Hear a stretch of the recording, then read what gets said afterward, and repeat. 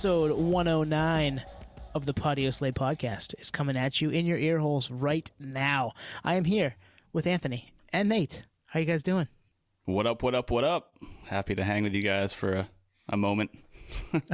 A brief moment. Nate is here for the intro as we are doing this right now after Twan and I just finished our interview. So there's some stuff going on behind the scenes with Patio Slave. Everything's fine. We all are still here. We wanted to make sure Nate's voice was on 109. Here we are. And Nate, just you hearing your voice, I'm like, there's a zen. You know, we've always said we keep the seat warm. Well, you know, you actually physically kept the seat warm for this intro. So I'm happy to have you here. Yeah, I appreciate it. Yeah, I like to be part of the piece here. We're a three-piece, but yeah, you know, the band sometimes gets shaken up. I got duties, you know, got to take off sometimes, but it's not because the band's breaking up. It's just you know, it's not even creative differences, nothing like nothing like you read the headlines. It really isn't that. Yeah, you're right. We all want the same thing, nerdery. Yeah, it's all good. It's all positive, but yeah, you know. I think actually the realization is like COVID's coming is dissipating, which is a positive thing, but with that comes, you know, everything coming in full force. So it makes scheduling and logistics insane because everyone expects you to be there tenfold. So people have tighter schedules now because there's a lot more going on, and I think it's only going to increase. But hey, we had an awesome conversation tonight. Twan, tell us about the conversation. Yeah, our guest this week was Mike Hartsfield. So Mike is, I would say, a legend in the game. He's been around in the punk hardcore scene for, 35 years at this point. He's been in bands like Freewill, Outspoken, Strife. The list goes on. He's the founder of New Age Records. And we dug into pretty much all of that, like his come up in music, his start with bands like we said, like Freewill. Show stories from the 80s and 90s. Mike had some great ones. The start of New Age, some of the shenanigans that him and his bandmates pulled early right. in the early days, which was awesome. And really the full circle moment of Freewill, you know, kind of coming back from the dead 30 years later. And we dig into what they're up to as a band and what's next for those guys. So we're going to dig into that with Mike. Mike, if you're listening, you're a fantastic guest. Love to have you on again. Here it is.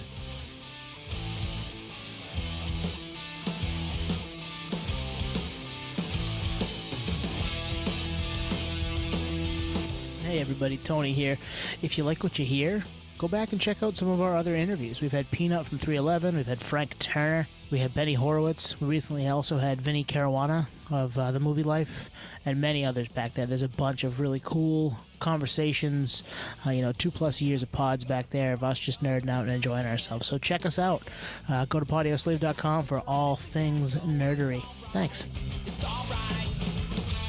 Bored to death with nothing to do. Pen on banger and a bad attitude. Yeah. Go. Mike Hartsfield, thank you for joining the Patio Slay podcast. We appreciate this. Thank you guys for having me. This is awesome. So we were trying to jog our memories of the first time we were exposed to any of your projects, whether it's on the label, whether it's any of your bands. And we're not gonna do the math here, but I'm guessing we're 10 years younger than you. So we didn't get into your stuff in the early 90s. For us, it was almost by accident in the early 2000s when I picked up this right here. I'm holding up. Oh, wow. Records, Bringing It Back, Volume 1, 7-inch. Outspoken Spark from The Current is the first track. And actually, the reason I picked it up is because of Ignite. I recognize Ignite. I got it at a local record store. And that was the first time that I had heard anything that you had your hands on. Wow, that's really cool. That's a pretty rare find. I don't see many people that actually have that on vinyl. I don't think it really made the rounds or got promoted like I think the label and everyone probably thought. But yeah, that's a really cool little time capsule of Ignite at that time. And that's the last song we ever wrote and recorded. So that's a pretty special time for us. We love that stuff too. We collect everything, hang on to everything. So as soon as one of those things crosses our line of sight, we're like, I'm gonna hang on to that. That's something to, and you never know when you're gonna run into somebody who had a hand in it, and here we are tonight. So yeah, two hands. I have a copy of it that I have never put away right. So I see it like every 6 or 7 weeks, like literally like clockwork. I'm like, oh, that shouldn't be, on top of a dresser, or hey, that shouldn't be behind something in the kitchen. Like it's always somewhere and it moves around like no other record. That's my living room. There's just records kind of all over the place, and my wife's like, "What are you doing? Like this is an F record. Why isn't it in where it goes with the rest of them?" Like, I don't know. Sorry. Somebody needs to be brought up on charges. Who's responsible? Does Frank Turner go under F or T? Yeah, right. So that was Ammunition's first release. So you guys were part of that, which is pretty cool. I don't know how many others there were, but a pretty small handful. I think there was the Pale Fire 7-inch. There was a Frown record, a Remain record. Just a handful of local bands that were really, intricate at the time, even small scale. So we'll take it back. We'll level set a little bit, starting with you grew up in California. Mm-hmm. What kind of gets you going into music? What's the light bulb goes off and say, I love this stuff. This is something that I either want to make or I'm just really into and can see myself gravitating towards. Oh, I was just amazed by bands like Kiss and like just how larger than life it was. And then, from there going into like all those early metal bands like, Iron Maiden and the Scorpions and all that stuff. And then like really just gravitating towards this music and just being really overcome by it. And then starting to go to concerts and stuff was like, I was just sold, even though I had an older brother who had a bass that I had access to. So I would like fumble around on it, but like could not figure out like what I was supposed to be doing. And I remember I was on a family summer vacation. I believe it was like Lake Tahoe or some river area.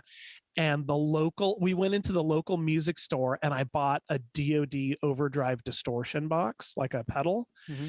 And I had my guitar with me and this practice amp. And I remember running off the power in the RV we were in. Nice. And hearing like creating feedback and being like, oh, like that's a sound I hear bands do. Like I couldn't make any notes or play a chord or anything. But like when I heard feedback, I was like, oh, whoa, like that, like I'm doing something that resembles in some way what I'm hearing. And then like I remember there was a thing in like one of the metal magazines at that point where you could like order 2 cassette tapes and get this manual, and it was called Metal Method, and it was like how to play guitar. Oh, we'll show you how to play Crazy Train. And it had like these 2 shitty cassettes, and you'd pop the cassettes in, you'd open the manual, and you would like, oh, that's the start of a Rush song or a Scorpion song or whatever it might have been. And like I flubbed around with that for a while and just wasn't really good at putting 2 and 2 together. So like I just learned more from people I met or my brother's friends. I had a friend of my brother's that was like super good on guitar that like really got me started in punk and stuff because I was just a metal dude and he was into other things. Mm-hmm. So for context, we're talking probably mid 80s, right? We're talking, I think the first concert I went to was 1983. Wow. And that was Scorpions and Iron Maiden. Oh, wow. And that was like, it wasn't close to my house. I remember just this journey on going to this enormous place. It was at Long Beach Arena, which is like 12 to 15,000 capacity. And I just remember nosebleed seats and being so far away and just being like, these are the songs I heard, and making that connection between I was just at home listening to these. We were just in the car listening to these songs. And like, we're hearing this band that like, I don't even know if I knew where they were from at the time, just being like, these are like, I'm hearing these songs and just like, you're making that connection and that relationship to like, oh, when I go to school on Monday, I can play these songs for my friends and be like, dude, we went and saw these guys, and just really being overwhelmed with that connection you can feel at that age. But yeah, that was 83. And like after that, I was just hooked. And luckily I had brothers that drove. So I was able, and friends that drove. I didn't even drive for years and years, but yeah, I was lucky to be like, oh, hey, if I buy you a ticket, will you take me to see Judas Priest or Kiss or whoever? So Smart. I mean, if you couldn't drive, like, hey, You got to find a way. Need a ride, you got to find a baby. way. I was always bummed because, like, Anthony's got an older sister. I know Nate, our other host, has an older brother, and they kind of have similar stories. Like, hey, check out this record. Hey, like, got him into some stuff. I'm the oldest, so I was the one doing that, and didn't have an older sibling to bring me to concerts at 14. I wish I had that. Yeah, and luckily at school, like everyone I knew got their licenses at 16. I was completely late because I'm like, oh, I don't have a car. What do I need? But like not realizing you could always borrow something and go to even more shows. So Right. So what's the pivot to arena rock? We'll call it to the small stage. So the punk scene, because at this point in time, mid 80s, punk's been around for a little bit. Like, how do you transition to the small stage? Well, it started with being at the concerts and seeing the local bands handing out their flyers and just being like, oh, like the Troubadour, where's this? Oh, that's in Hollywood. And like at my age, I'm like, it might as well have been on Mars. Like I just didn't know logistics or wherever any of these places were. But then like learning about the Roxy and the Whiskey and the Country Club and like, oh, all of these bands play this circuit underneath this arena rock thing. And when I started going to the clubs, I was like, that's the ticket.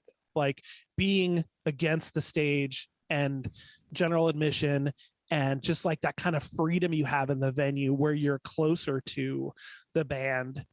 They seem like guys you'd know or you'd run into, or like when they leave the parking lot, they're not in a bus or in a limo. Like these are guys that are just like guys doing their thing. And so like, I think the more I made connections closer to what I think I was at the time, a kid delivering pizzas or whatever, working a job somewhere, I'm like, oh, these guys work jobs too. They're doing what they want to do. There must be some way for me to pursue this on some kind of a level. But I mean, in high school, like I was barely learning bass, like just plunking through some stuff. And luckily I had friends that were much better off than I were, that had like really put in time and figured some stuff out. So like they were able to teach me, in like early bands that we got going. Mm-hmm. You described that well, especially like going from the arena rock show to people outside giving out flyers and all that, and then getting to that smaller club type venue. They both have a different energy. The big 15K seat venue has an energy because you're in this big room and it's, it's going to be loud. There's going to be a lot going on. But then that smaller club where you're right, you're like up against the stage and like, hey, I know that guy, or I could know that guy. Like it's right. I'm going to know that guy. Yeah. They're shaking hands in between after their set. Like that energy is awesome too. Yeah. And with the big room, you're like, oh, I want all the lights and all the stuff. And you're like, oh, I'm at the club. I guess I don't mind that the guy's like made his own pyro and he's like just blowing stuff up on stage. Like, I guess it's all right. But yeah, in those early club days of metal, I was completely hooked. And then in like, I guess my probably my third year of high school, I made more friends with like punk and hardcore dudes and started learning like, oh, there's clubs for this genre also. And some of them are using the same clubs that are kind of dominated by metal. And as metal's kind of, seeing its day in the 80s start to dwindle, those clubs got taken over by more punk and hardcore stuff. Mm-hmm. Yep. Because we read that you saw like Uniform Choice and Instead and also Scream. So yeah. I got to know, did you see a young Dave Grohl behind the kit?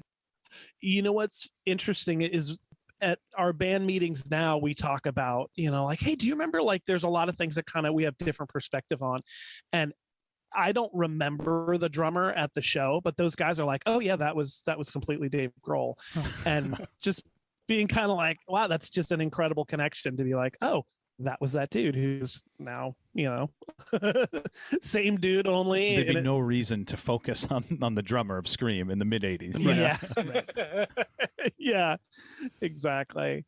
Were there any shows in this era that like really stand out to you even to this day that you're just like, that was one that I always come back to as a fan? I know I've got a few from, 1999 to 2004 that I'm like, yep, this is the reason why I love this and why we'll continue to go to shows today. Oh, for sure. and it's really weird. At a young age, when I was going to shows, like I kind of became enamored with a lot of the venues, like the Country Club in Reseda or the Troubadour and those places, because like you'd get to the minute the doors open. So you'd like stare at the walls or stare at the equipment or stare at a banner, or like you really just kind of soaked in the room. And when I was getting into music, listening to music and being a fan, I never thought I'd put two and two together and have a song that could be recorded and put on a cassette and anybody would listen to it. Right. So like I didn't really have dreams like, oh, I'm going to do that someday, because I didn't think it was possible. And I'm kind of surprised at this point it was possible.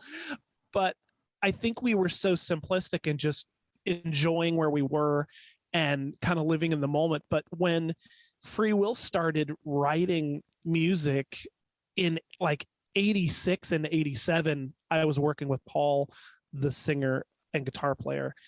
We were just doing like kind of skate punk, like really like this part 4 times, that part 4 times, back to the first part, back to the second part. And like just seeing like, oh my God, we can play this song like week after week and it makes sense. And, you know, like kind of figuring out like you're making a set list and like this progress is actually happening. And by 1991, I'd played most of my favorite venues that when I was in high school, I was seeing metal bands or hardcore bands at, which blows my mind, like as like a personal achievement. But like to go see Slayer or Armored Saint or something at the Country Club where it's packed to the rafters and people are literally throwing coffee tables off the balcony, and just like to be part of like all of that stuff going on and think, oh, in 2 years I'll be playing this place, Right. like That's crazy. What's the cap at like the Country Club? it's like 1,200. Okay. Oh, that's it's like perfect for them. Yeah, it's a big room, like as opposed to everything that was on Sunset or in Hollywood that was Right. like Yep. 250, 350, 4-ish. Like the Country Club was like, oh, like bigger bands would like, Motley Crue would do like 2 or 3 nights there, like wow. right as they were getting signed. And I think Poison did like 2 nights. And it was like that medium spot where, you could really pack that place out, as opposed to going to a place that was like the Olympic or something, which was like 9,000 or 8,500 or something. So like the Country Club was really, if you were playing the Country Club, you were doing something right at that point in metal and whatever. So you'll have to set the record straight. So Freewill, you guys start in 87. First gig is with AF, Agnostic Front, and a band you might know by The Offspring. And Right. I was just trying to time travel myself. Like this is before it's The Offspring as we know it, but Right. on the AF side, Victim in Pain was out, Cause for Alarm was out, so Right. they were a thing, right? How do you get on that gig? Like how and why? Well, it was interesting. We formed in the summer. Basically, we started rehearsals in the summer of 87. I had moved after graduating high school. Everybody in the band was completely spread out, at least an hour and a half in between. So we would have these like get together practices, which would last all weekend. And as we started to put songs together, our singer was promoting shows. Like he had done Gotcha. previous shows before the AF show. And he was like, well, we've got like 5 or 6 songs. If we did like a cover or 2, we could open this show I'm doing in February of 1988, which was this marathon show of every great local band going on, Agnostic Front, and just like this huge show. And it was scary. We were scared shitless. It's kind of like, Yep. oh, okay, we're going to commit to that show as being our first show. And we just, okay, great. Adjust the flyer, put us on there, and we'll be the first band out of 10 or 12 or I Wow. can't remember how many, but yeah. And seeing the Offspring then was funny because I think they played for over an hour. Wow. And people were like, what the what is going on here? And like, it was a very, in the late 80s, the crowds were very mixed. So there was like skinheads and straight edge kids, like there was the all punkers, like everybody. And like the skinheads are kind of like, hey, we want to see Agnostic Front. Like, why is this band taking an hour of what could be their time or part of their time? And but yeah, they played forever. And I just remember going, what is with that band? Like, and there's other bands that played that I liked, but I just remember like, wow, like the Offspring just wouldn't stop playing. But we were excited about Agnostic Front playing because we were like, wow, they're coming to like our sort of hometown, and like thinking that was like a huge deal.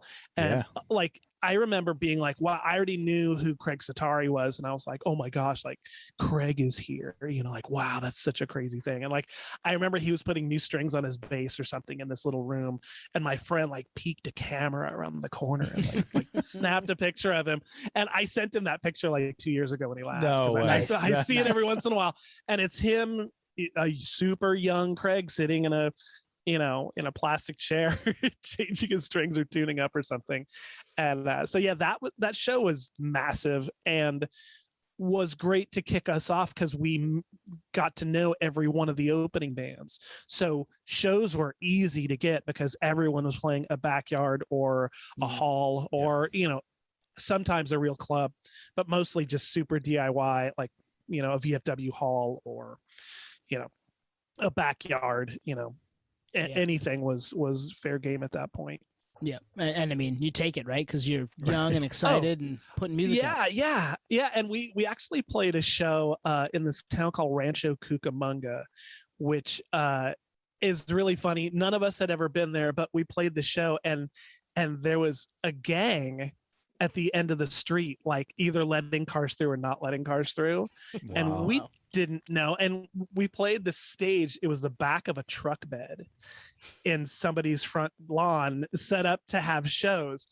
And, one of the bands that played, yelled out something like, hey, this goes out to all those gang motherfuckers down the street. And, oh, God. Oh, no. What are you doing? What are you doing? Why are you doing that?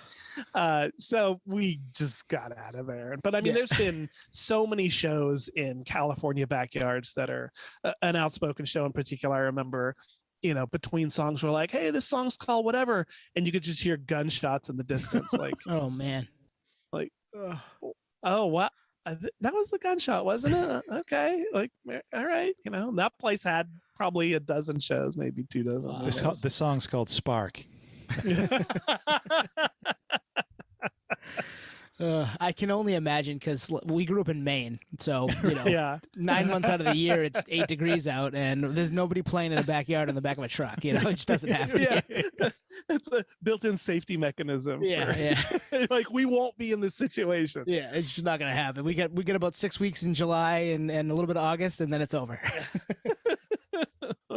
So I assume you're playing a lot of gigs. And at some point you record, and it's a very unique story, the Freewill story. So do you record the full album and it doesn't come out, or you record part of it, or what happens? 88 was a fantastic year to just where things were so simple and we were just moving along. Even with this distance between our locations, we would practice constantly, and we got those early songs together, recorded a demo, and there was a local it was in Santa Ana. There was a studio that recorded everybody at that time. The first Chain of Strength records were recorded there. Infest recorded there. Visual Discrimination, Hard Stance, all of those bands. And we did this demo and we got a master. We were making our own tapes, like duping them on just the home system.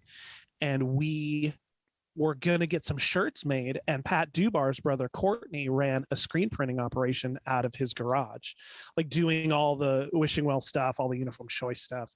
And so it's one of those instances of like, oh, hey, here's the money for our shirts. And, oh, here's our demo.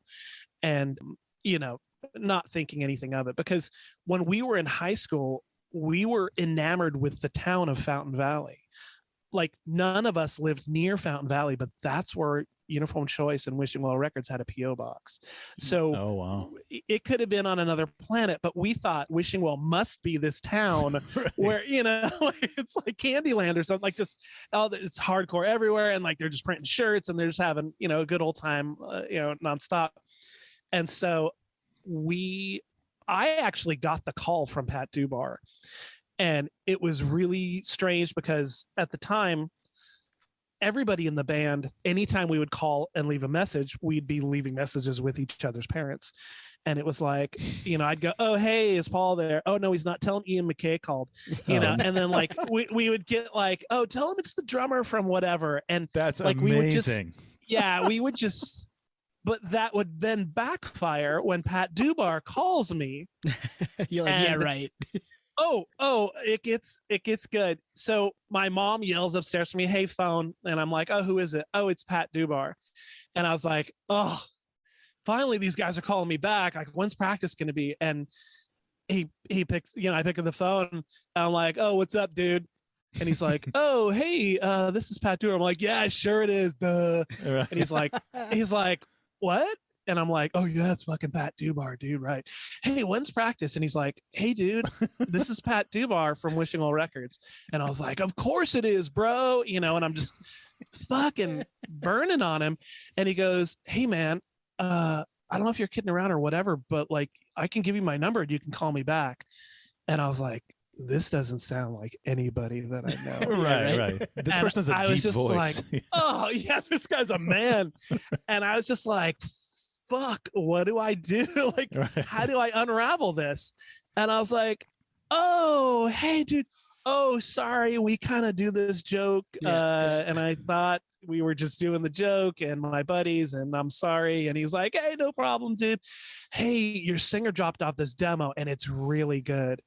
And I just remember thinking, like, is he talking about our band? Like, is it really, he's talking about our demo, that thing we just recorded? Like, you know, and it was the first time any of us had been in the studio. So we were tickled. We thought we conquered the world. Like, we recorded a cassette.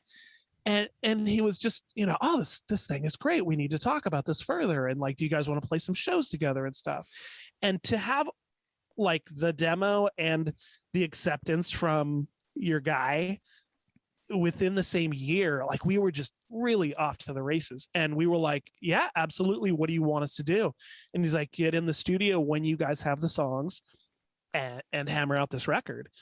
And so like, he put us on shows with Instead and them at Gilman, and like, just the phone was just couldn't stop ringing. And we were just getting, like, if they couldn't do a show, we'd get the call, or, you know, it was just really easy. So during this time, we're just jamming out, writing this record.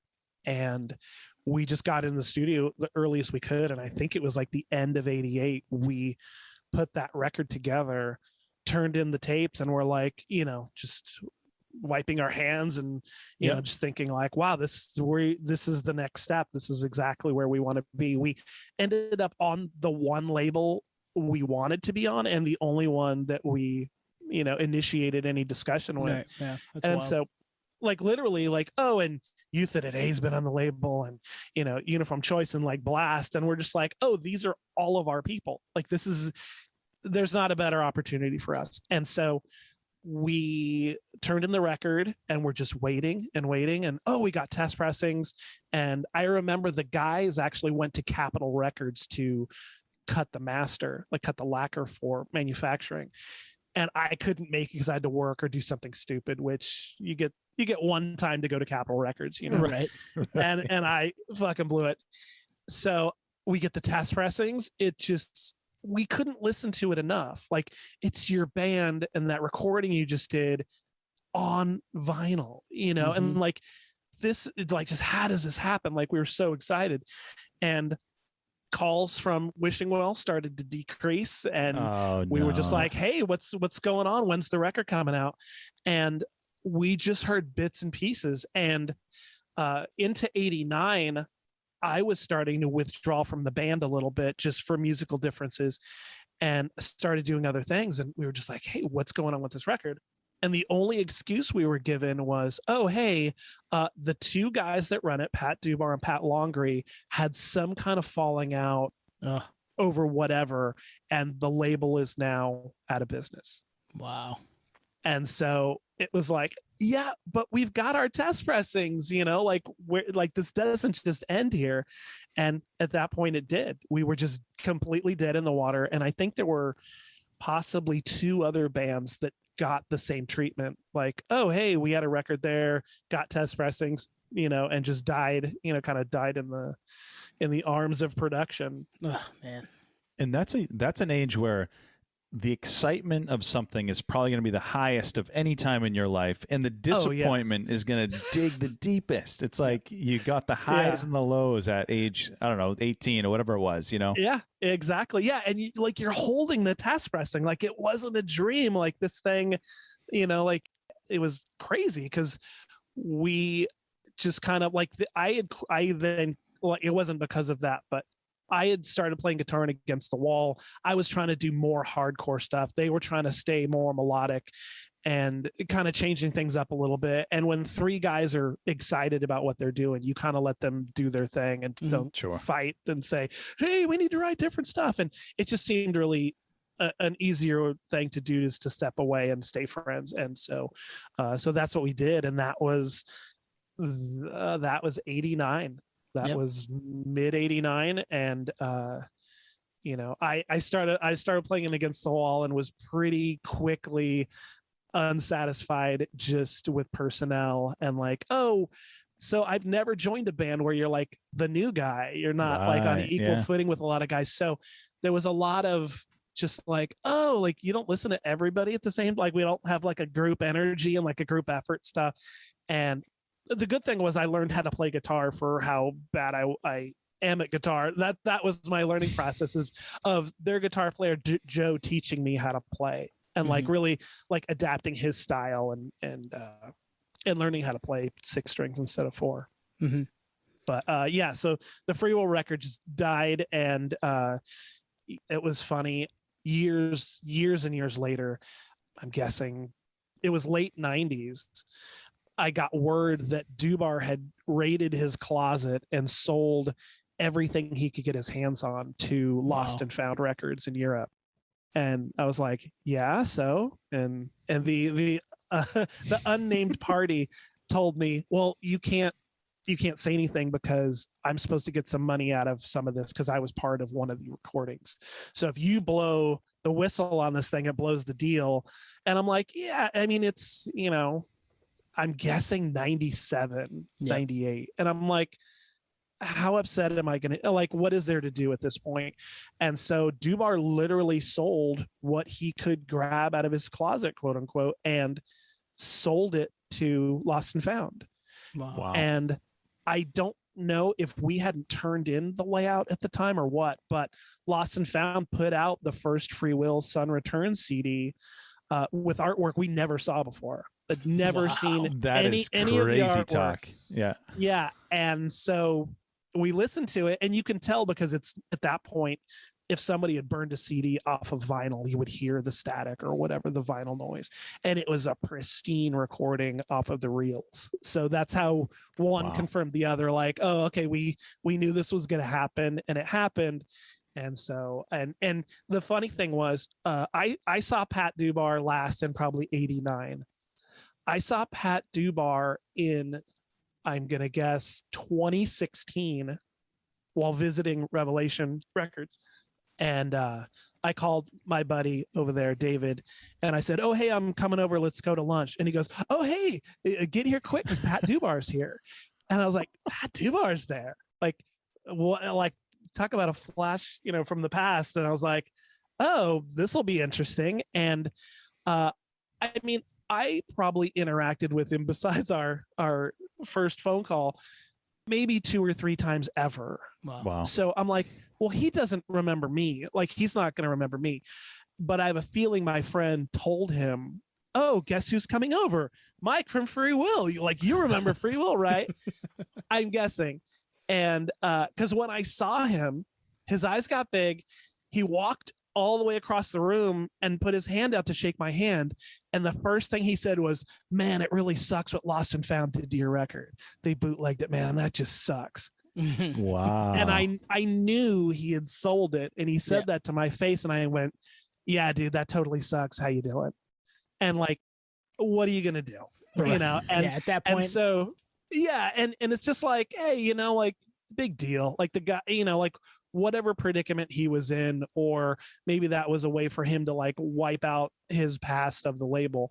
But I don't even know what else got bootlegged or whatever. But right. Strangely enough, a friend of mine got one of the CDs from Lost and Found, like bought it at a store or something. And I was like, oh, and I looked at it and I was like, oh my God, this layout, like, we're like, you just pull ideas out of your ass, like, oh, this Right. might be what they wanted. And so I took his CD, burned a copy, and made a new master for the New Age Records version of the Free Will Nice. record, was made off of the bootleg CD. So Wow. I'm like, well, if anything, we got a master copy out of all this. Right. Wow. That's a wild story. Just like, like my head is spinning, but it's like, I can only imagine how you felt seeing him come across the room. Like, what's he gonna say to me? Yeah, and there's no way he looked at me and said, oh, I remember that guy. There's absolutely no way he remembers me. Yeah. And so I was just like, oh, okay, like somebody told him, and I'm sure he didn't want to run out the door like, oh, this might be awkward. And Right. he his family owns a venue out here that's this really nice big venue, and I heard he works there sometimes. And I was there, I'm gonna guess 2016, and played a show, and was always like looking around like, oh, is he here or is he whatever? And like, I saw somebody took a photo with him and posted it afterwards, like, oh, hey, ran into Pat Dubar at the venue. And it was like, oh, you know, I actually have an idea to sit down with one or both of the Pats to go like, what actually happened? Right. I mean, Right. it's important to us because we've been telling the story of like, oh, these communications just kind of dwindled and you guys got in a fight. And I haven't heard of those two guys being seen in the same room in 30 years. So I'm guessing there's some truth to that because they're both still around, and Uniform Choice must have been asked thousands of times to do a reunion. And like, one of the guys in the band owns a venue that could facilitate this reunion. Right. And the records have been re-released, and like, none of that stuff ever materializes. So I would love to just go like, oh, for the, you know, 4 people in the band and a handful of, you know, friends or anyone close to us, like, oh, what really was the story? Like, what went down? How did this thing happen? And another strange aspect of it is test pressings from the original Wishing Well recording pop up now and then. And it's the strangest thing because I don't know how many of these exist, but like, we seem to run into people like, oh, I got a test pressing back in 1989. And like, Peter Kortner from Field Day and Dag Nasty, we played some shows with Field Day, you know, a couple weeks ago, and he's like, oh, because I got a test pressing. And I'm like, how did you get a test pressing? And he's like, let me tell you the story. And he told us about, oh, there was an A&R guy that worked for Giant or whoever, like, was the manufacturer for Wishing Well and whoever else at the time. And he goes, oh, I ran into this dude. And he goes, dude, you're going to love this. They sound just like you guys. And he was like, oh, like, you know, and we'd recorded at the same studio as Dag Nasty. So we were like, you know, following their trail pretty closely. Mm-hmm. But, and when Dubar actually cleared out his closet, he took all of the vinyl and sold it to a local store. And so I went in there and he's like, hey, your buddy was just in here. I was like, who's my buddy? And he's like, Pat Dubar. And this is, you know, this is late 90s. And I was just like, oh, he goes, yeah, he just brought us boxes of vinyl, like just sold us all this stuff. Wow. One price, take it away. No eBay, no highest bidder, just like, that's wild. Box of records, buy the shit. And he said, yeah, there's just a ton of shit here. And so I start looking through it, and I find a test pressing. No way. Got no writing on it. And somebody at the store had written on literally a piece of binder paper, 1 of 6, I think, OC Hardcore. And it didn't say any band name. And I was looking, I'm like, this thing is $20. And like, you know, like, it's probably Instead, like, I'm going to guess. And I flipped it over, and in ballpoint pen, really small on the B-side label, it said Free Will.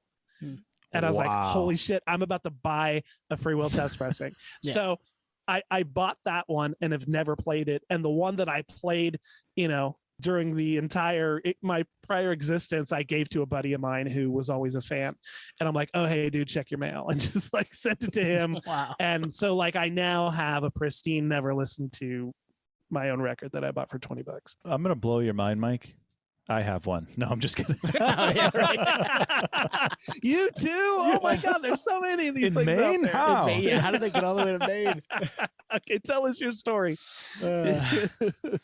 That's wild, man. That's just You so can't many make that twists and up, yeah. turns. You can't make that up. And the music industry Yeah. is, I'm sure, fraught with similar stories, but that one's all time, man. It's the ultimate, like, oh, the girl that got away, like Yeah. my first love, and like if only that record had come out, and like, we would have a less difficult time today going, hey, here we are, Right. and Yeah. and still being a band. So I'm connecting the dots a little bit. So you have this, maybe mediocre experience with the label. Does this feed into the start of New Age? Like, was that the catalyst, or was New Age already a thing at that point? No, New Age started in 88 as Freewill was doing things in 88. And I think since we had that early opportunity, having the band on New Age wasn't even a thought, because it was somewhere else. It was doing its thing.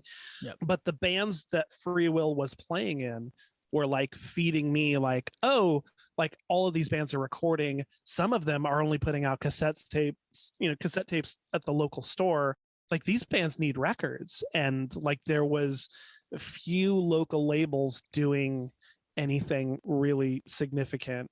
And not that I thought I could do something significant, but I just really wanted to do something to facilitate, like, oh, this local band needs a record. Like, how can I help them? And it just started from there, figuring out like, oh, what does a pressing plant need? What is lacquer mastering? What is plating? What are all these different things?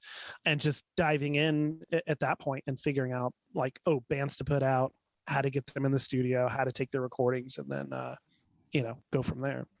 Did you have a blueprint for this at this time, or were you just kind of flying by the seat of your pants doing your thing? Like as today, flying by the seat of my pants. Love it. Yeah, because I didn't have there was nobody here at that time that I knew that was running a label. I mean, Revelation wasn't out here, or they weren't out here yet, and I didn't know anybody that worked at a label or had released any records or done anything. So it was really like, oh, I'm going to make these things. Like, well, I know one store that can carry it. Mhm. And then I just started calling distributors and being like, oh, what's the process? And, finding out the process a lot of times is shipping them stuff, paying for the shipping, paying for the pressing, Right. and then waiting until they sell these things and getting into that rat race.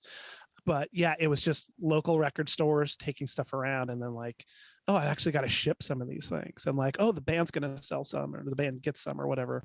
But yeah, it was just those early days, no plan, no wherewithal. Pounding the pavement, right? I mean, you're just banging on doors and talking to people, and yeah, and just asking a lot of questions, because that goes a long way. And my parents thinking like, okay, you're gonna start a record label, Right. like, and them being from their era is like, oh, this is a big building with like windows and employees, and like that's a record label. Like, you live here in a bedroom and you've got a garage, and like, how are you going to create this business?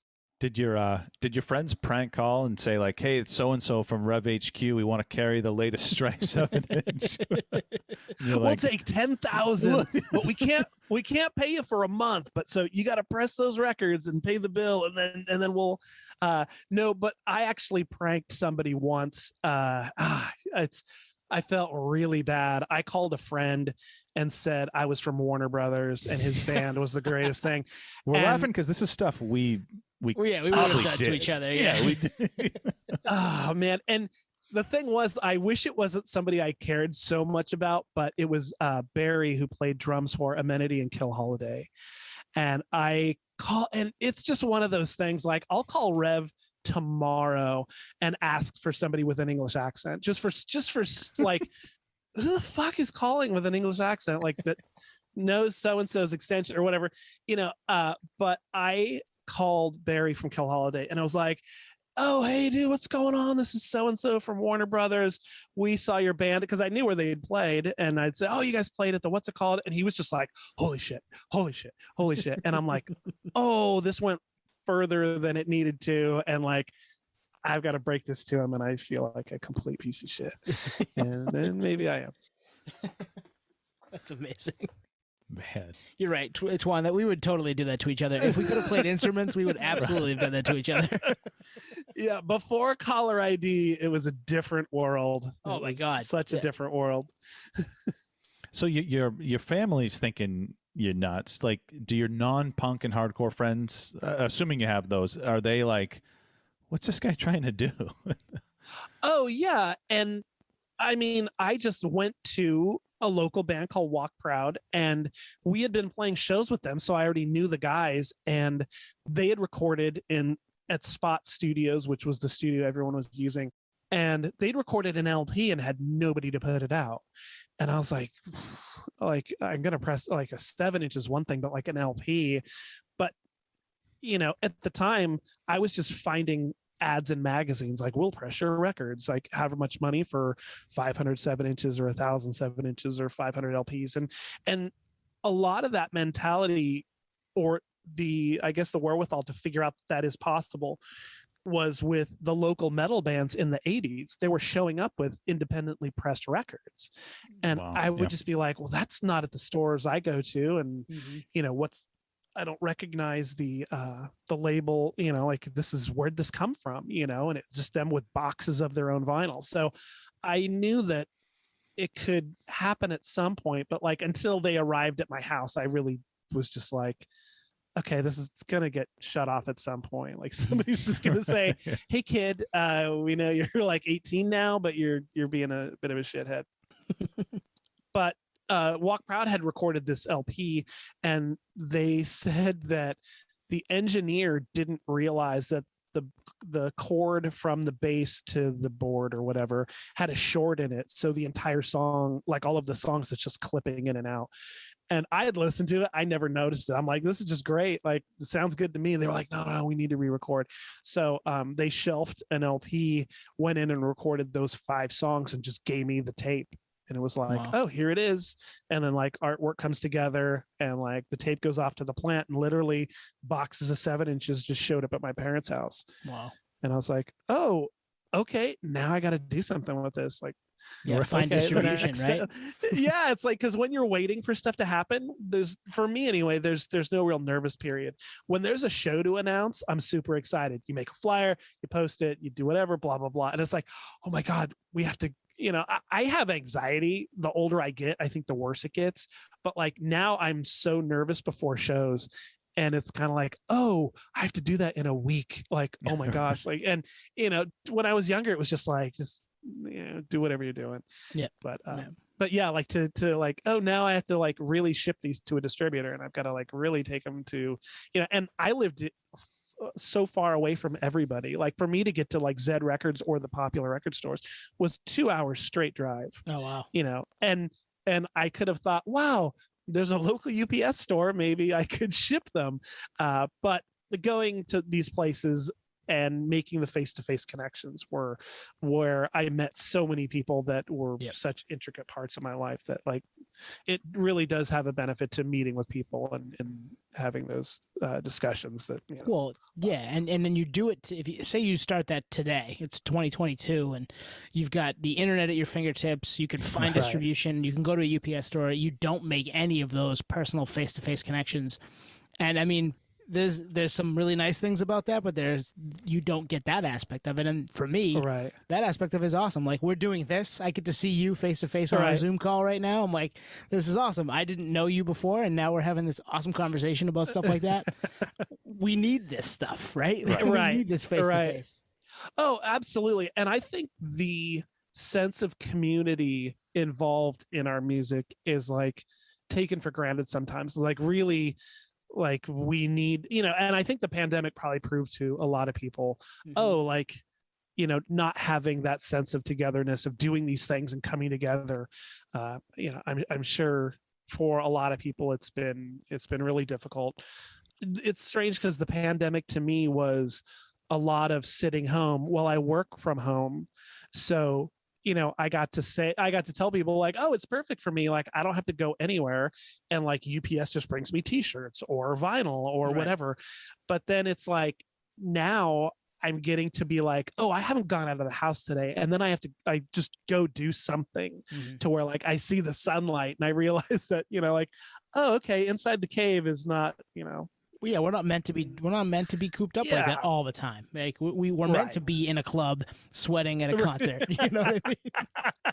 Shirts off, everybody's sweating. Yes.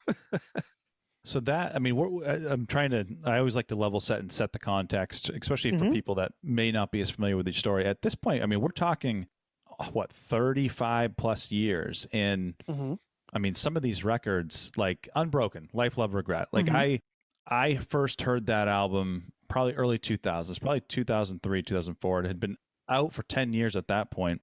Is there any part of you that knew back then that it would be this seminal, foundational record that so many bands probably wouldn't exist without it? Like in that era back then, some of these early records, did you think that? Or was it just, oh, that's a cool record, I'll put that out?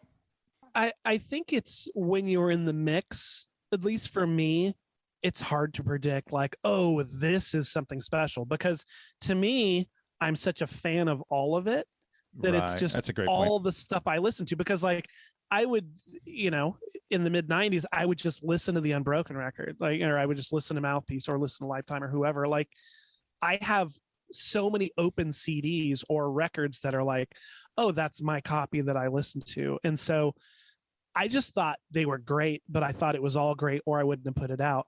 So I had no idea that there's not an end to this now. Like this is, seeing Unbroken or Mean Season at their, farewell shows or whatever in the mid 90s, like, oh, this is where it dies. Like, it's just, everyone's going to have their records and everyone's going to have t-shirts and they're going to, fade over time. And that's really the capsule I think I was in anyway. And, like, I don't think we saw things from our generation in the 90s already becoming like, these are iconic things, because like they hadn't sold thousands and thousands and thousands of copies. Like Right. It was really small at the time. And in a lot of those instances, and a reason why the label declined in the 90s is because we were pressing and shipping records we weren't getting paid for. And anybody in business will tell you, like, that's just the recipe for disaster. Right. So, That can't last long. yeah, you can't, like, the pressing plant's not, he's been here a decade, we'll just keep flowing him credit. But yeah, like, so it wasn't like, well, I've seen 10,000 of these leave our, bedroom/warehouse. Like, oh, this is going to go on to do great things. It was like, I was still in the mindset of like, oh, the things that came before us are great. And this is just what we're doing, Right. because like still thinking in the mid 90s, well, maybe Uniform Choice will play one more show, or like, thinking other things that were really important or big. Like those were still the big things to me. I didn't think we were doing anything that was like, oh yeah, like this is, what we've done today is going to last a generation or two or 10 or whatever. You need time probably for that perspective, right? We need totally 20 years to go by. Yeah. Right. And, like I was saying, like I didn't have anybody like telling me about business or being like, hey, what do your numbers look like and stuff. Like, as we talked about earlier, like I've never had a plan. Well, I've learned a lot about planning now, but in those days it was just like moving forward, like, trying to press records to get into distribution. So when the bands hit those towns, people know who they are. It's light years before digital and how people can release a record and everyone's got it the same day. So in that aspect, I think that was probably my biggest downfall of just pressing records, shipping, promoting, and not going like, oh, that bill's due, royalties are due, like, and just being in the mix of like, okay, I focused completely in the wrong part of business. Like, how much greater it would be to have not pressed X amount and to have pressed half as much and been paid for them. You said something that was pretty interesting, which is like in the moment, you just don't know almost what you have, really. And Right. I know, like I said earlier, we're probably 10 years younger than you. We look back at that mid to early 90s Cali scene, and it's like, my God, that was so amazing. Far Side, like, we love, I'm wearing a Far Side t-shirt. We love Inside Oh, yeah. Out. But like, you look back at some of the YouTube vids that have resurfaced, and it's like, there were only 100 people there. And like, Right. you were one of them, Mike. So it's crazy. You know what I mean? But we just don't think about that. I mean, if those bands reunited today, there'd be, you know, a couple thousand people, especially with Zach, you know? Yeah. And that was something too, is like, even knowing how great Inside Out was then, like, it was still hard to appreciate them as much as I do now. Right. Like, Inside Out was just something different. Like, just such, to me, Inside Out is the best West Coast hardcore band ever.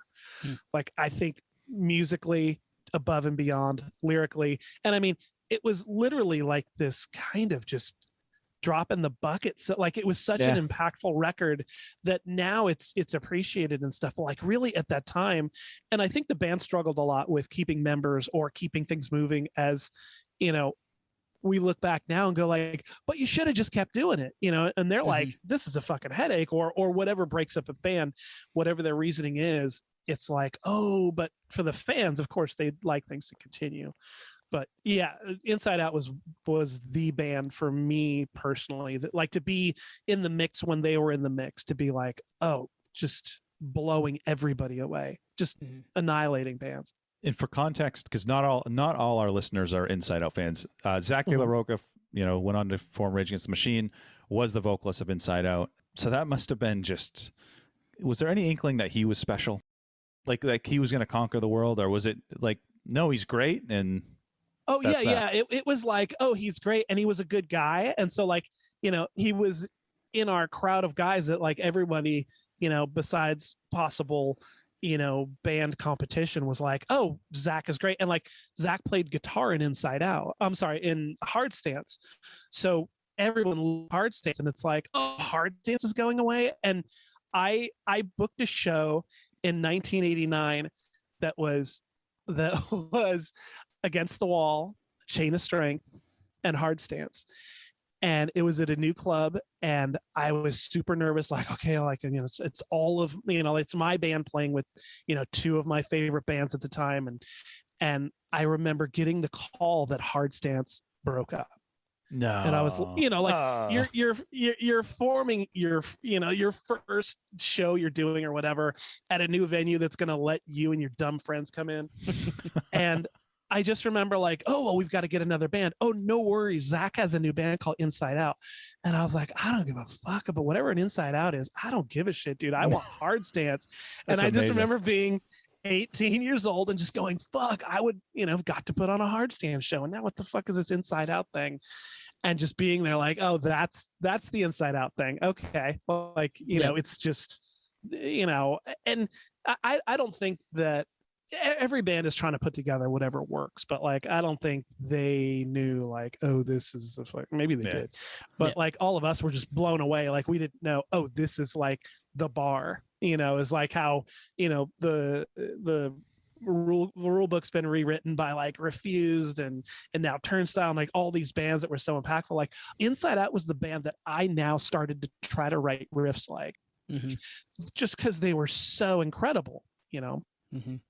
It's funny, you know, there was a camp of that was like, I don't care who this rage band is, I want Inside Out, you know, in the early. Absolutely. Yeah, that's me today.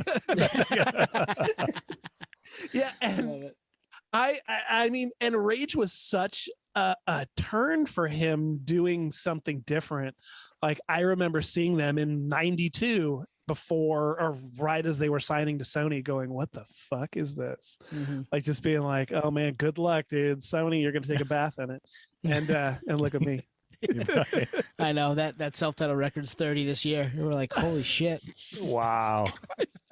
Yeah, it is. And it's funny because he, you know, I was never really close with him. I talked to him a handful of times, but the fact that I live so far away from people, I usually saw them at shows, but like when people see, oh dude, I saw Zach somewhere, and it's literally like, oh, I saw this movie star somewhere. You know, it's such a strange context to be like, oh, somebody saw Zach somewhere and he was eating lunch. Like everybody eats lunch, but I guess Zach's gets a report every time he eats lunch. But well, he clearly was special. I mean, is special still. Yeah. I mean, he did some stuff with Run the Jewels a couple of years ago that was badass. It's like he's a talented dude and kind of succeeded at whatever he wanted to do. So right, and I think it's funny. I've talked to friends like, okay, what would an Inside Out reunion be like nowadays? It's like he would never do that. Inside Out at their best was just insane.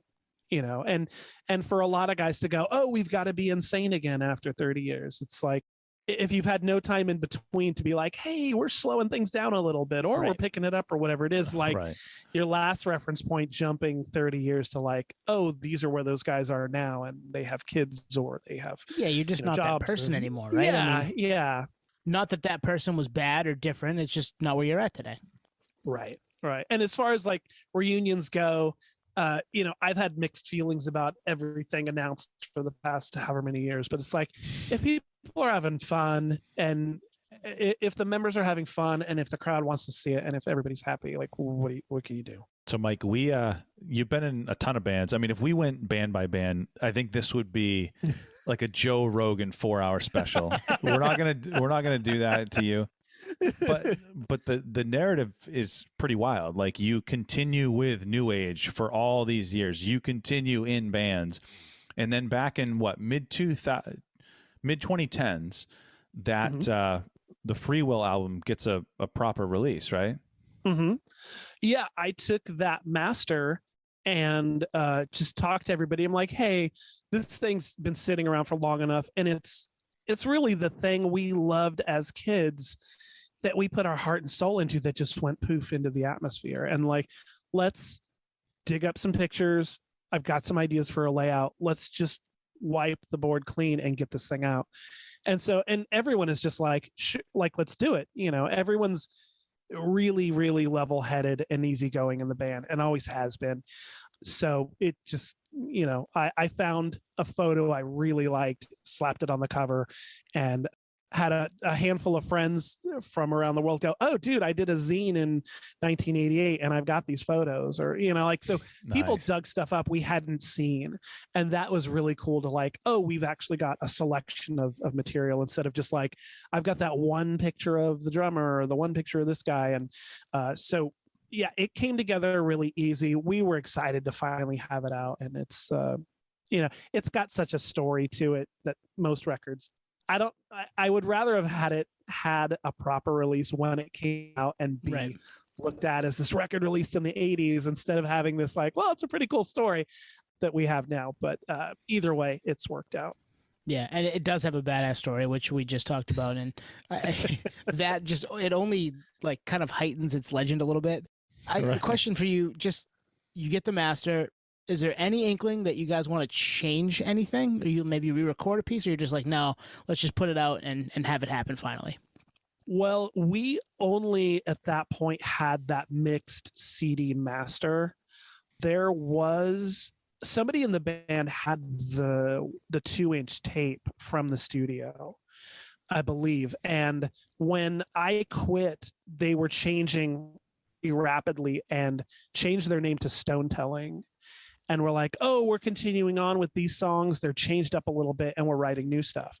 So early on, God, this is like 91, they were like, oh, hey, would you want to put out the Freewill record as this Stone Telling thing that we remixed? It's got different guitars. It's like, you know, some of the bass tracks were changed. And so my buddy and I did a label called Network Sound that was like, oh, this isn't really a new age thing, but I still would like to help you guys have a part of this thing coming out. And you're an active band now. So we put out this Stone Telling record, which I didn't like at all. The guitars weren't as strong. There was just layers and layers and reverb, and it was just like, had a whole different feel. And I had years of hearing that record as it was recorded originally. And so I wasn't a real big fan. A lot of people I guess there were mixed feelings on it. Some people hearing it for the first time was like, oh, this is great. There's a previous version. Like they had no idea. So it got mixed reviews, but it's funny to hear people now talking about, oh, that Stone Telling record, that thing was really good. And I'm like, it just, however people hear it, however it hits their ears, whatever the timing is. But when we discussed putting out its original version in the mid 2016, right around there, 2014, yeah. It was just like, oh, let's get it out as it was supposed to be, because it's really a time capsule, not to be messed with like, oh, I've got this idea for this bass solo. Like there's just none of that to be had, just to get it out as it's supposed to be. Yeah, because I know, like, I would have been tempted to tweak it or like even release it sooner. No, you right? wouldn't have. Come on, right? Yeah, that's not you at all, Twan. Oh, I tinker with everything. It's a Nothing's little final. inside baseball right there. Nothing's final until it's like, all right, I'm stepping away. It's like what's that show, Chopped or whatever? Yeah, I'm stepping away. The time is up. I'm done. Time's up. I'm done. Done. I'm just fascinated. There wasn't an inkling, or maybe there was, to release it sooner. I have always had like this should happen. And, before the technology of how easy it can be to like, oh, you can go to a studio and take that test pressing and just, create a new master from it. Like, I don't think it had really added up to me. And Freewill wasn't in any stage of being a band again. So it was kind of like, well, I got the test pressing. I've got, photo albums. I've got, whatever it was supposed to be. And yeah, like when it kind of came around, like, oh, well, there's a CD of it now. Well, that makes it a hell of a lot easier. And God, I guess I could just do this thing. Like, what's stopping me? And having it all come together so quick was like, oh, of course it should have happened sooner. Right. But it happened, so that was good. And it kind of it led to where you're at now. I mean, you guys put a record out last year, right? So back together. When you guys decided to make more music, were you thinking, let's sound a lot like, the 1988 version of Freewill, or were you like, we're a little older, we've changed, we've got different musical tastes maybe now, or not taste necessarily, but stylings and ideas that maybe we didn't have when we were first formed to today. So now you've got new stuff. So what is that? How does that come about? What are you guys thinking? Well, luckily, everyone had kept playing music for the most part. So nobody was really like, oh my gosh, let me now go buy a drum set, or let me get an amp. I don't have one. Like, everyone has stayed really musically interested and busy. So luckily there wasn't much to do there. But Paul, the guitar player, has written all of the riffs since day one. So like what he writes is that sound, and so when you've gone through that much of a break, at least for me, writing the new material, structuring it, recording it, I remember playing 3 new songs that we had demoed for a buddy of mine, just wondering, like, because like, what do you have to go on at that point? Like, you haven't played shows, you haven't seen anyone that says like, oh, what you're doing is great and we love it. So we had written new material, recorded it, and I remember playing it for my friend, and I said, hey, is this Freewill? Like, does it strike you as this is a Freewill song? And he goes, yeah, listen to the guitars. Like, it's just, of course it is. Like, almost as and how could I ask that question? Which was my biggest fear, is that we would come back, write something that'd be like, that's not the same band. Right. It sounds nothing similar. And so like, why didn't they just change their name or just do something else or do nothing? But the fact that like honest ears were like, oh no, that is Freewill. That's what it sounds like. And when we started playing again and playing those recent shows with Game Face and Field Day, those guys were like, dude, it's like a time capsule yet updated, and so that was like that's good that we sound similar, or at least the next step from when we last were in a studio however many decades ago, that at least it's got the same vibe and the same feel, and you can still honestly call it by the same name. And that's got to be cool. Like, time's passed, everybody has done different things, been in different bands, right? You're still working that muscle, but the Freewill muscle still existed, so that's pretty cool. Yeah, and thankfully Paul is an incredible guitar player, and he just has songs. Like, he showed up to practice on Saturday with a CD he burned off of his laptop, old console mixing station, where he literally burns us a CD and brings it to practice. Like, oh, hey, here's some new riffs, and it'll be like a rough song structure with a vocal melody. And it's like, you probably could just do that with your iPhone, but you went through the trouble. You set up some microphones. You got the digital recorder out. So it's great. Like it's really good that he still has those songs bumping around in his head. And when we come together on stuff, it's usually we're all pretty satisfied. Nice. Well, I mean, there's also this backdrop that you've had 30 years to like fine tune your craft, with your instrument too. So you're probably better musicians, I would hope. Oh, that's Mike's like, I didn't play for 30 years. I did put my bass in the closet and it's got dust all over it. Well, I spent a majority of that time playing guitar, so at least my hands and brain and fingers were moving. But yeah, everyone else kept doing their same thing. Yep. So like everyone, guitars changed and amps changed and there's been upgrades and stuff. But like the amp we recorded the first Freewill LP with is what he plays at shows still. Like it's cool. one of those really Marshall Silver Yep. Jubilees, I think it's called. Yeah, he still has the same amp that he went to Guitar Center, bought, a gray Jubilee series full stack in '89 and showed up to practice with a full stack. He's still got all of it and still uses it at shows. So that could be another key to why it sounds the same, because it's literally his same deal. The same rig, baby. It still sounds good. Yeah. So you put the record out last year. You had a show earlier this year, I think, right? You got any other shows coming up? Any other plans for, the warmer weather here? Yeah. And it's really funny and fun and sometimes nerve-wracking to be I don't think we have had longevity. I guess we just have a story that had a big interruption in the middle of it. But to be a band that recorded in the 80s, on analog tape prior to DATs and anything digital, to now everything is Pro Tools and the different steps along the way. It's like booking has become such a different monster to try to tackle, because, when we were a young band and had young friends and everyone was doing stuff before life takes us on this journey of growing up, shows were easy and, just stick us on the flyer, blah, blah, blah, and run off some copies and drop them off at the record store, is to where now, like, so much of everything is just managed by, booking, or the venues are managed by, production companies, and to where like now a lot of doors are closed. And I find myself being like the guy that plays in a melodic hardcore punk band. I've had years of hardcore. And so now I'm like, well, this band doesn't fit exactly in where I've been the last 3 decades. It's now somewhere else. And I mean, are we pop punk? Like what is the label now that applies to us that we can say, okay, great, that's us, just give us shows. So navigating that is much more difficult, and is my personal fight out of everybody in the band. Yeah.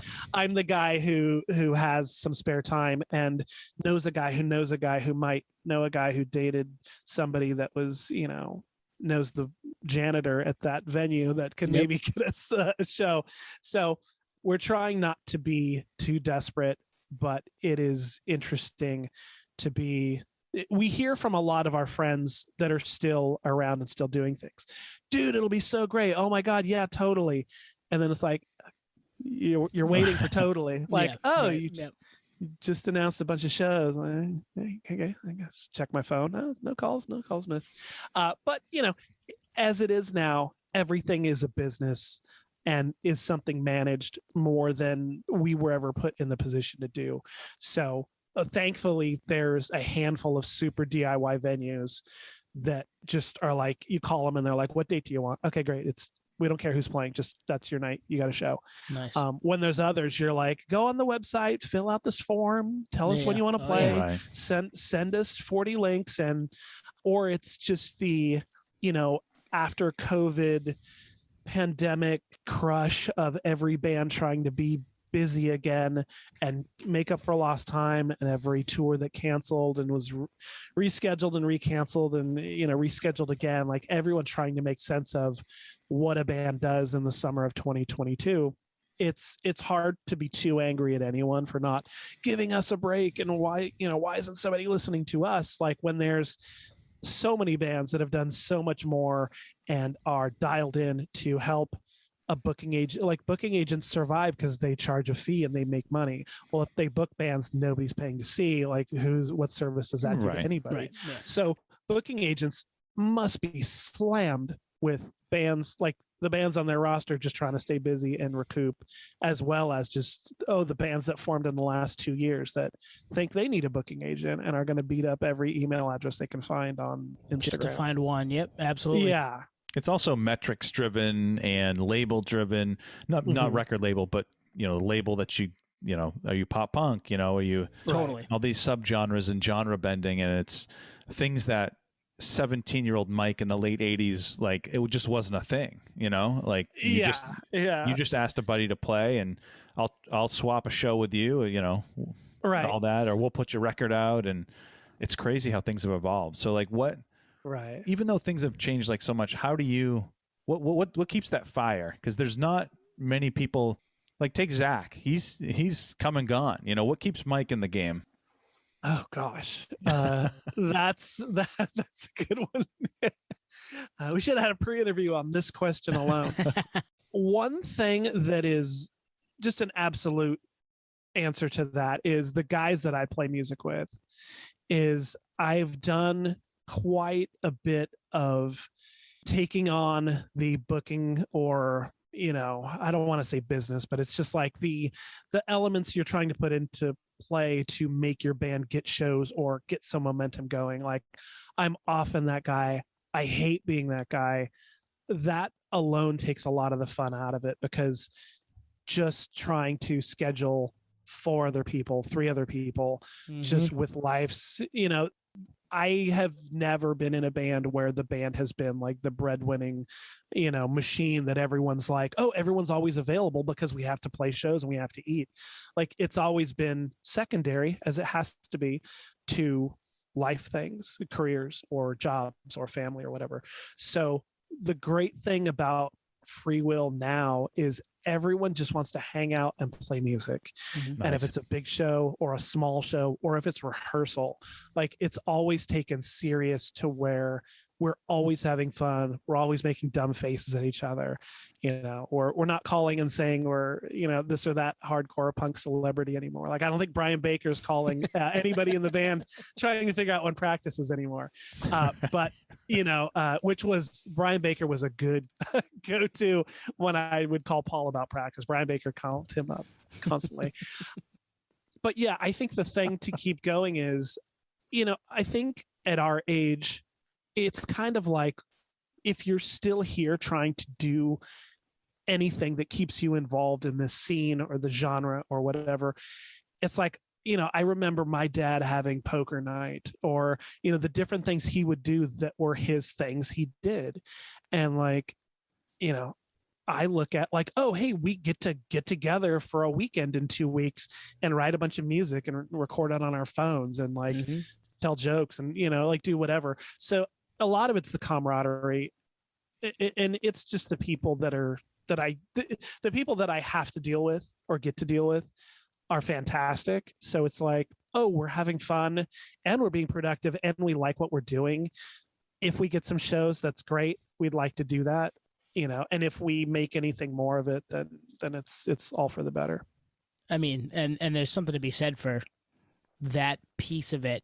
It makes you happy. Right, you're doing something with friends and people you've known for a long time, and you if something comes of it, great. If not, you've got this digital time capsule. This that's what we do with this podcast. I mean, honestly, that's why we started this thing. So we can relate. Yeah, I mean, 20 years. Well, we've known each other for 25 years, so our story is very similar to Freewill's, actually. Yeah. We're just not talented musically, so we're just a bunch of hacks. You guys are the professionals. Yeah, well, it was funny when we started to like practice again and write songs and make progress. It's like, oh, well, what do we want to do? Like we had to sit down and figure out like, oh, so like, do we like turn the switches and like push forward and do the things bands do with writing and recording and putting out stuff and try to do shows or touring or whatever. And when Freewill was a band in its first incarnation, we would play Northern California. We got as far east as Arizona, but we played locally a whole bunch. So like we never really went out and did anything. And you know, I was in bands after that in the 90s and 2000s that actually went on, you know, decent sized tours, and these guys never got to go really experience touring or any of the, you know, changing a tire on Route 7 in the rain or any of those kind of fun things that some of us have gotten to do. But you know, we talked about like, oh, like what could we do? And it's like, well, I know all the people that I've known for all this time, no pun intended, that we, you know, still have connections in Europe and different things. And like, thankfully the label has connected or kept me connected with people, with the industry, with our genre, with the stores, with everything. And so it was kind of like, God, could we go tour somewhere? And it's like, I guess so. If everyone can get time off work and like nobody's got any small children to worry about. So it's like, yeah, I think we could just probably do that. So we've got hopes to do things, and we're serious enough to put something together if an opportunity came up. So, Mike, how can our listeners find Freewill's music or check out the New Age stuff? Freewill is on Facebook and Instagram and Bandcamp. The Bandcamp has all of everything we've done, which is probably the best spot to hear music. The Instagram and Facebook are Freewill SoCal, because somebody already took Freewill, gosh darn it. And then that's pretty much, you'll get connected with anything we're doing. And then New Age is on all the same platforms, including Twitter at New Age Records, and newagerecords.com is the website that's got all of our news and latest releases and videos and all the happenings. And we'll link all that in the show notes so everyone can access all that. Yeah, go in there and click on it if you're listening right now, please. Get in there. And Mike, if we wanted, we could list every band you've been in. It'd just be this like encyclopedia of like SoCal punk bands. You could get that world's fastest talker guy from the 80s. Yes, we could do that. Or Toby, a friend of ours, Toby, could probably do that because he's done some fast singing in the past for us. So. That's right. Oh, nice.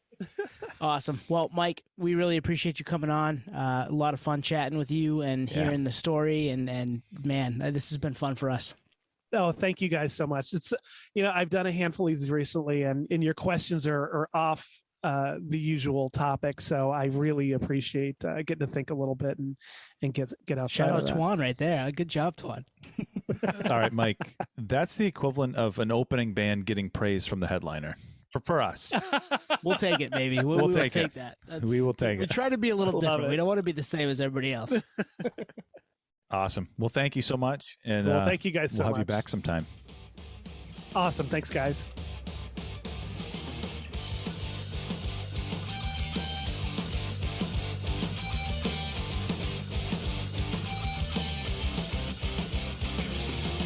It's in these moments I tend to clench my fist, and in these moments I